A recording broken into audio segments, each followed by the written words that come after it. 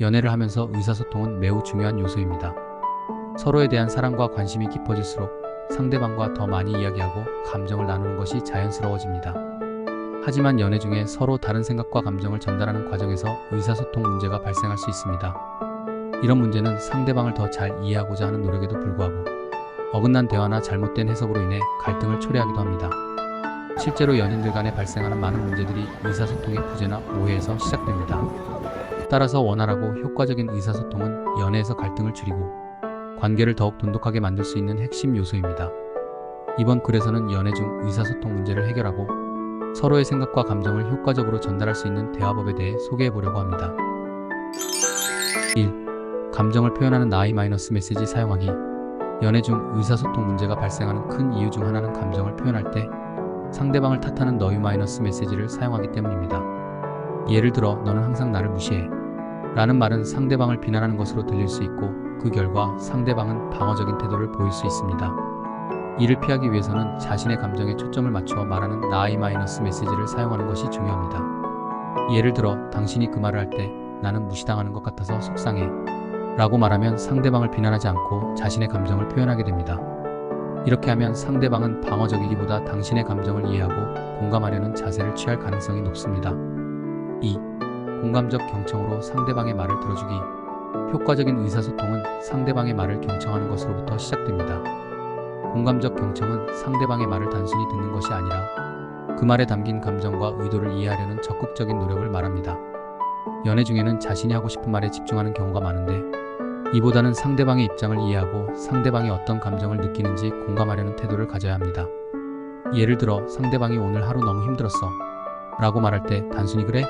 힘들었겠다 라고 반응하기보다는 어떤 일이 있어서 힘들었는지 더 자세히 이야기해 줄 수 있어?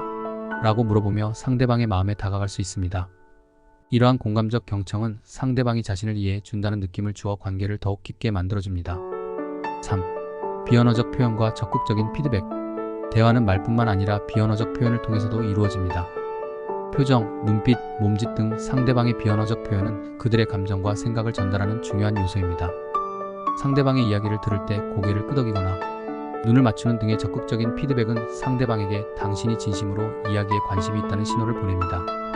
이러한 비언어적 표현은 상대방에게 긍정적인 느낌을 주고 대화의 분위기를 더 편안하게 만들어줍니다. 또한 자신의 감정을 표현할 때도 비언어적 표현을 사용하면 말로 표현하기 어려운 감정을 전달할 수 있습니다. 상대방에게 더 진정성 있게 다가가고 싶다면 말뿐만 아니라 몸짓, 표정, 눈빛 등 다양한 비언어적 표현을 활용해보세요. 4. 문제를 해결하기 전에 감정을 인정하고 수용하기. 의사소통 문제로 인한 갈등이 생겼을 때 문제를 해결하는 것만큼 중요한 것은 서로의 감정을 인정하고 수용하는 것입니다.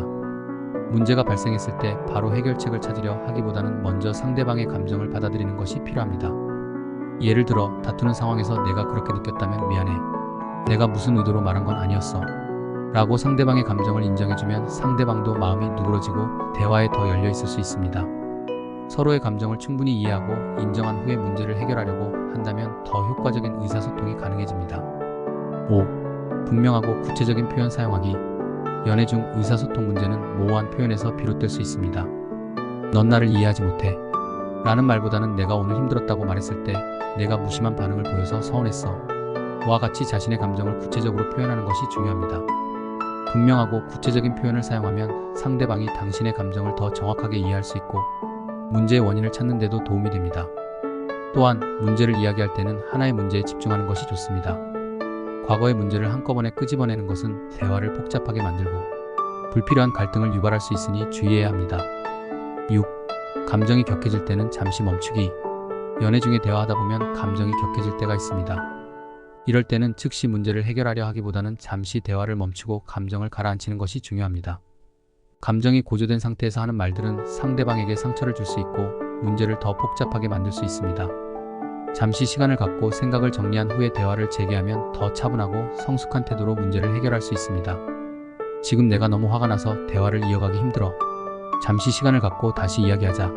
라는 말로 상대방에게 시간을 요청하는 것도 좋은 방법입니다. 7. 서로의 언어 스타일 이해하기. 사람마다 의사소통하는 방식이 다릅니다. 어떤 사람은 직접적으로 자신의 감정을 표현하는 반면 어떤 사람은 간접적으로 이야기하는 것을 선호합니다.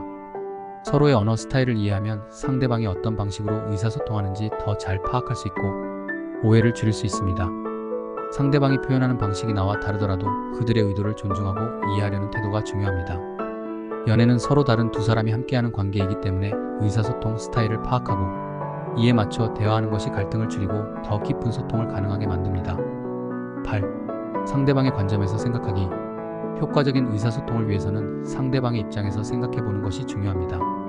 상대방의 상황, 기분, 관점을 이해하려고 노력하면 대화에서 오해가 줄어들고 서로의 감정을 더 잘 이해할 수 있습니다. 상대방이 특정한 반응을 보였을 때 왜 그럴까?